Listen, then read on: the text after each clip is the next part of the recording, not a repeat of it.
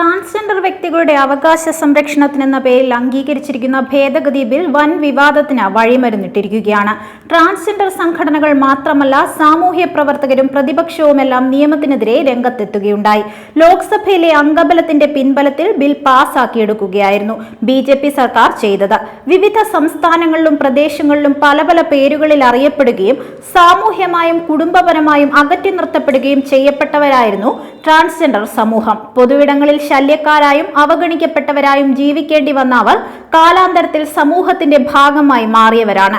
കുടുംബങ്ങളിൽ നിന്ന് പുറന്തള്ളപ്പെട്ട് ജീവിക്കാൻ മാർഗമില്ലാതെ തെരുവുകളിൽ അഭയം തേടേണ്ടി വന്നവരായിരുന്നു ഈ വിഭാഗം.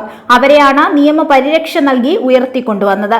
അതിന് സാമൂഹ്യ ചിന്തകളിലും പൗരബോധത്തിലും പുരോഗമനപരമായ മാറ്റമുണ്ടാക്കുന്നതിന് സാമൂഹ്യ സംഘടനകളും സന്നദ്ധ പ്രവർത്തകരും നടത്തിയ പരിശ്രമങ്ങൾ ചെറുതായിരുന്നില്ല.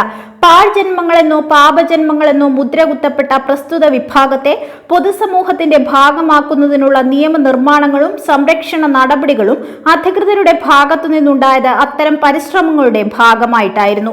ഈ വിഷയത്തിൽ പരമോന്നത കോടതിയും പുരോഗമനപരമായ നിലപാടുകൾ സ്വീകരിക്കുകയും വിധി പ്രസ്താവങ്ങൾ നടത്തുകയും ചെയ്തതാണ്.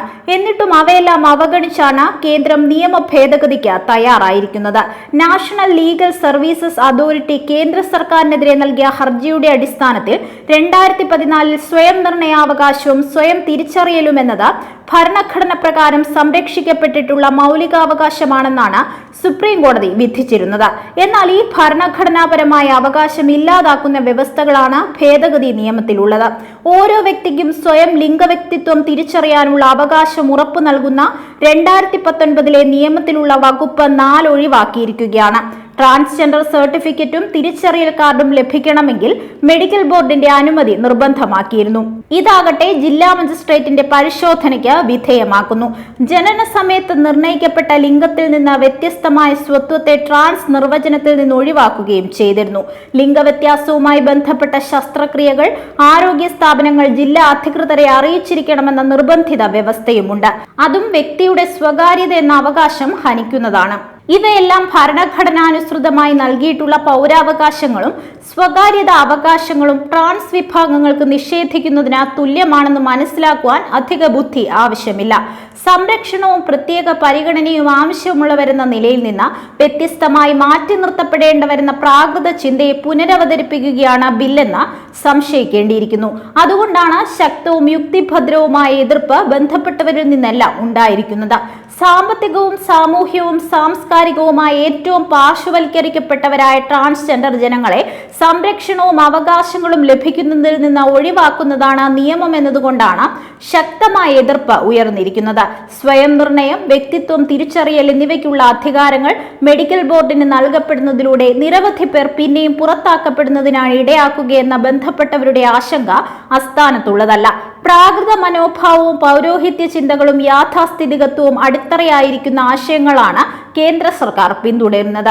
കണക്കെടുപ്പിൽ വളരെ ന്യൂനപക്ഷമായി ഈ വിഭാഗം ഇപ്പോഴും അവഗണിക്കപ്പെടുന്നതും അത്തരം യാഥാസ്ഥിതിക ചിന്തകൾക്ക് വളക്കൂറുള്ള മണ്ണിടങ്ങളിലാണെന്നതും ശ്രദ്ധിക്കണം. പുരോഗമന സമൂഹങ്ങൾ ഈ വിഭാഗങ്ങളെ അംഗീകരിക്കുകയും പരിഗണന നൽകുകയും ചെയ്യുന്നുണ്ട്. വോട്ടവകാശവും തൊഴിൽ രംഗത്തുൾപ്പെടെ വിവിധ മേഖലകളിലേക്കുള്ള പ്രവേശനവും തടസ്സമില്ലാതെ അത്തരമിടങ്ങളിൽ ലഭിക്കുന്നുമുണ്ട്. അങ്ങനെ ഒരു പരിസരത്ത് ഈ നിയമ ഭേദഗതി യാദൃച്ഛികമാണെന്ന് കരുതുക വയ്യ. അധസ്ഥിത ജനവിഭാഗങ്ങളെ തൊട്ടുകൂടാത്തവരായും സ്ത്രീജന്മങ്ങളും ജെൻഡർ സമൂഹങ്ങളും അവഗണിക്കേണ്ടവരായും കരുതുന്ന ഒരു ആശയ തലച്ചോറുകളിൽ നിന്നാണ് ഇത്തരം അബദ്ധ നിയമങ്ങൾ രൂപപ്പെടുന്നത്. നിയമസ്ഥാപനങ്ങളെ പോലും പരിഗണിക്കാതെയാണ് കടുത്ത നീതി നിഷേധങ്ങൾക്ക് വഴിവെക്കുന്ന നിയമനിർമ്മാണവുമായി കേന്ദ്ര സർക്കാർ മുന്നോട്ടു പോയതെന്ന വിവരങ്ങളും പുറത്തു വന്നിട്ടുണ്ട്. ബിൽ പിൻവലിക്കണമെന്ന് സുപ്രീം കോടതി നിയോഗിച്ച ഉപദേശക സമിതി കേന്ദ്ര സർക്കാരിനോട് ആവശ്യപ്പെട്ടിരുന്നു. ബിൽ ഉയർത്തുന്ന പ്രശ്നങ്ങൾ കഴിഞ്ഞയാഴ്ച ചേർന്ന ഉപദേശക സമിതി ചർച്ച ചെയ്തിരുന്നതുമാണ്. ഈ യോഗത്തിൽ കേന്ദ്ര സർക്കാർ പ്രതിനിധികൾ പങ്കെടുത്തില്ല. പരമോന്നത കോടതിയുടെ നിർദ്ദേശം കാറ്റിൽ പറത്തിയെന്നാണ് ഇതിലൂടെ വ്യക്തമാകുന്നത്. ഇതുപോലൊരു നിയമം നടപ്പിലാക്കപ്പെടുകയാണെങ്കിൽ അത് പുരോഗമന സമൂഹത്തിന് ഭൂഷണമല്ല.